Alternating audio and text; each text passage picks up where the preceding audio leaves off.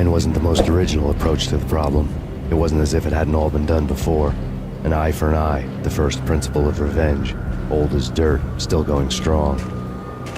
The cardinal rule in going after someone with an intention to kill was not to make it personal, which it almost always ended up being anyway. It did with me. I took my time, cruising around the city in the snow. There was no hurry. I knew what I had to do now. I took my time, thinking about it, building up the rage. When I was ready, I parked the stolen wheels at the front entrance of the Acer Corporation headquarters. Got out, got in, got cracking. I had a bullet with Nicole Horn's name on it. I had 10,000 bullets with the hag's name on them. She had ultra-high-tech security systems, enough mercenaries and weaponry to start World War III. There was no fear. New York disappeared behind a veil of snow. I had crossed the threshold. This was her domain, sleek and sexy and soulless, all glass and steel. A place of color-coded security key cards, metal detectors, and surveillance systems.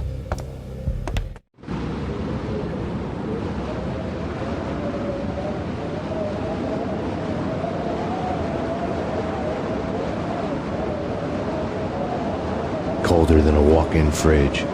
Cold as a gun.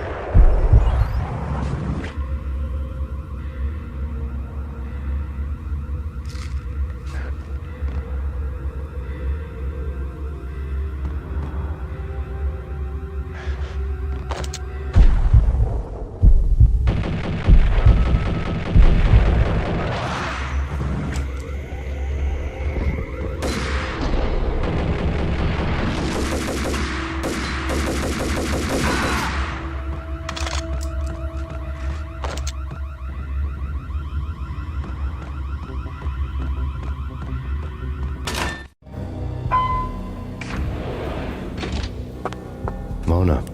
Looking good. Max, we gotta stop meeting like this. It will be a cold day in hell before I let a narc cop stop me. Miss Sachs, do your job. Relax, Max. You're a nice guy. I don't kill nice guys. You're not bad yourself. It was different when Horn wanted Punchinello dead. To cut her ties to the Mafia, he deserved to die. The same goes with her. She's the bad guy here. Her sister was whispering to her in my favor. I knew the appetites of ghosts intimately. They hungered for revenge.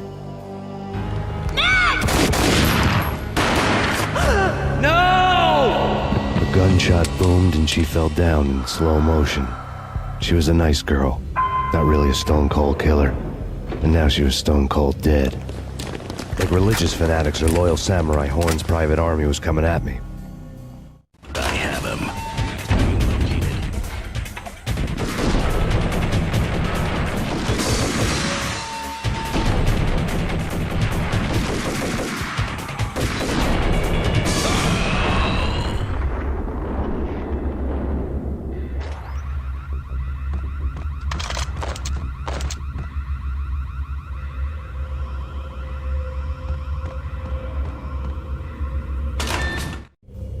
When the elevator came back down, Mona was gone. There was a lot of blood, but no body.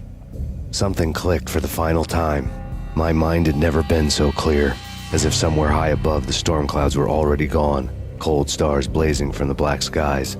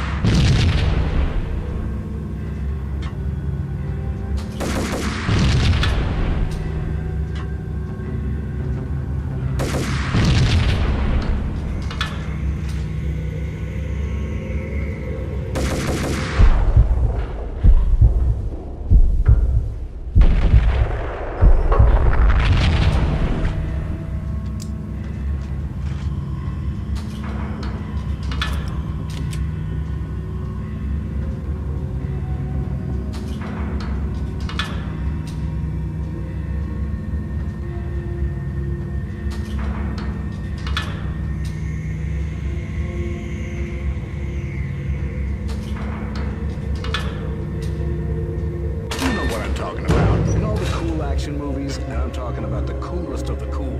It always seems like time slows down in the middle of the action. You know, you can see the bullets flying through the air, the hero dodging in slow motion. Oh man, it would be so cool to be able to do that. Bullet time, that's what they call it. Bullet time. Yo!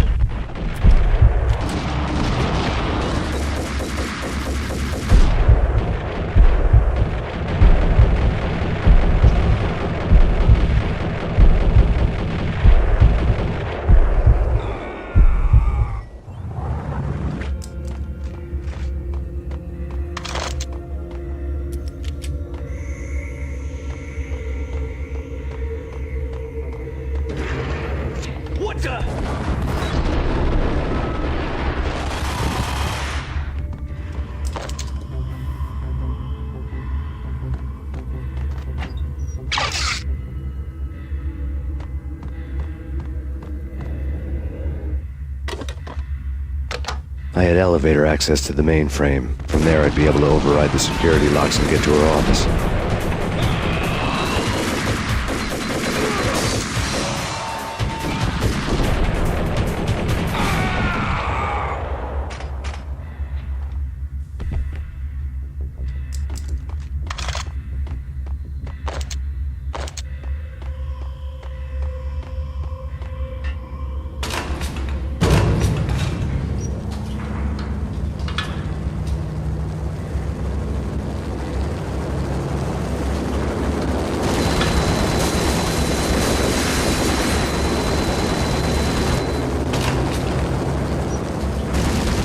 The unmarked chopper was Horn's pet guardian, inhuman and flawless. It was stalking me. I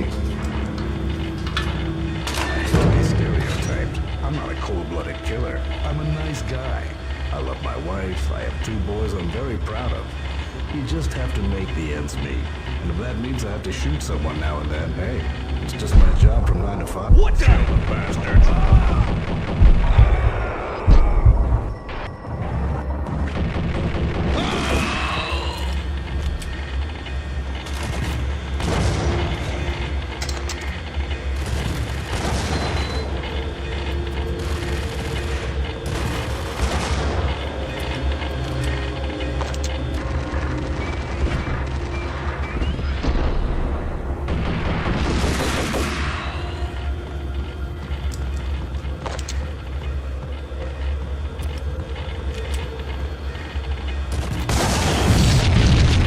All Horn's locks were now offline. All bets were off. The elevator would take me all the way up.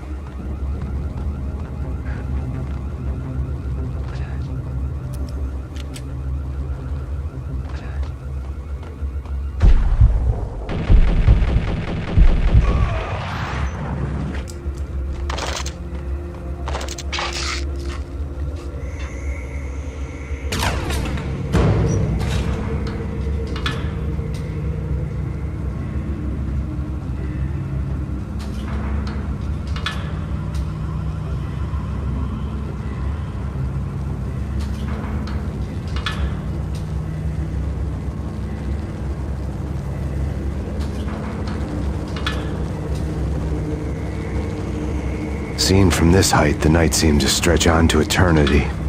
A hint of desperation had crept into the snowstorm, as if it was trying to get it all out before the end.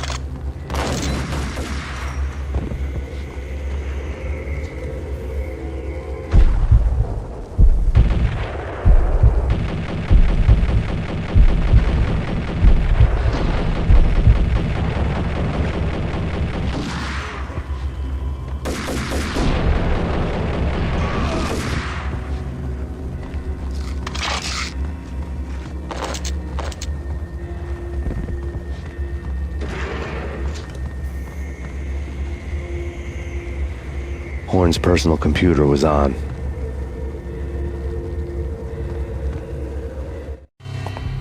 Next to the printer was a neat stack of expensive paper. Hacking through Horn's computer would have unearthed files of criminal plans, strategies for world domination, spy helicopter reports, illegal wiretap recordings, internet porno, all of the above. Take your pick. I really didn't care anymore. I had seen too much of it already.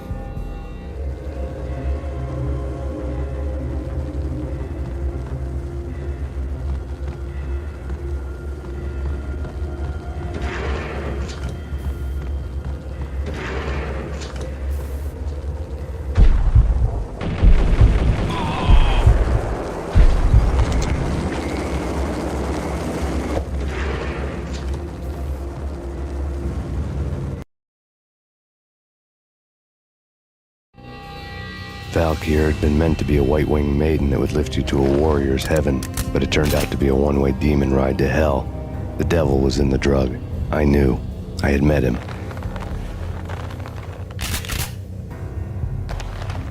And now I was gonna kill her. The queen of the underworld who had tried to lift herself a bit closer to heaven with her drug money.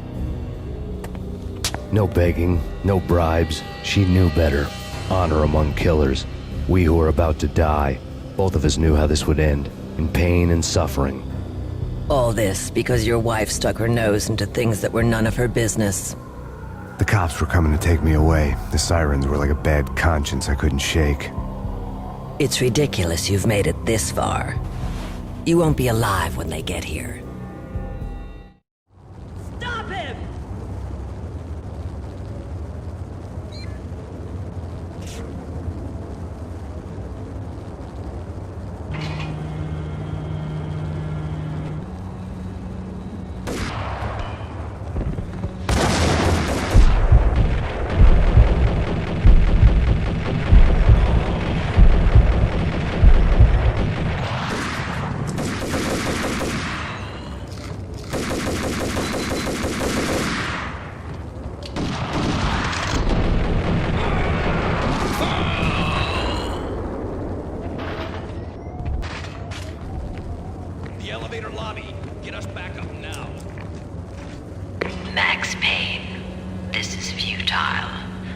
waste of time. The deaths of your wife and daughter were necessary. Inevitable. It is done. You cannot bring them back. Nothing you do will make it any better.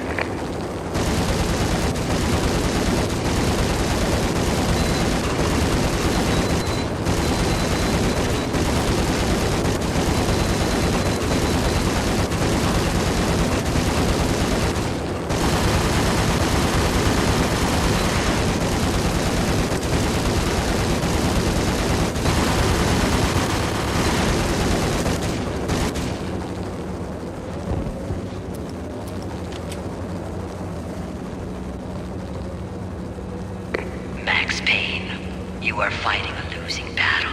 You cannot survive this. You will die. Stop fighting. Make it easy for yourself. Accept your fate. You will die here.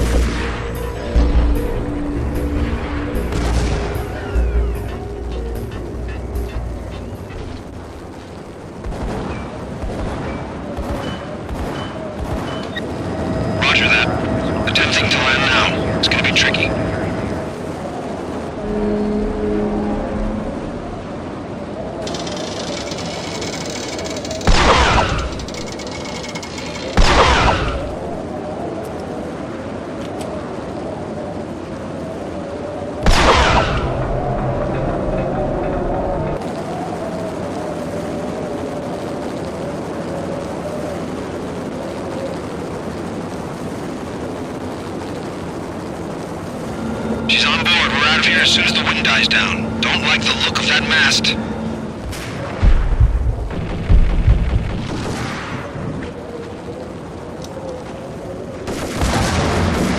Lift off in 1 minute.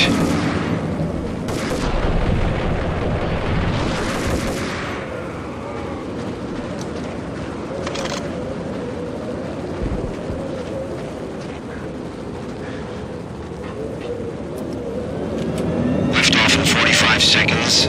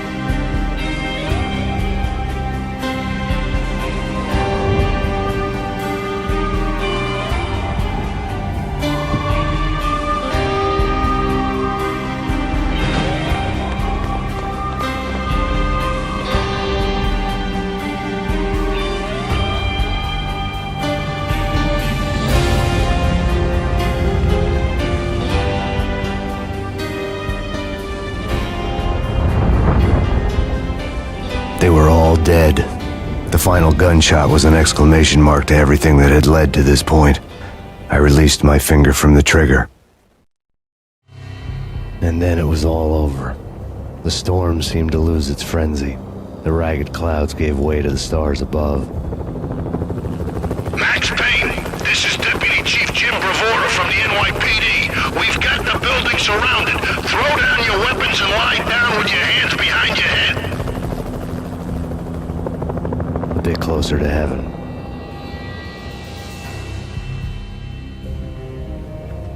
The cops' voices were distant and muted.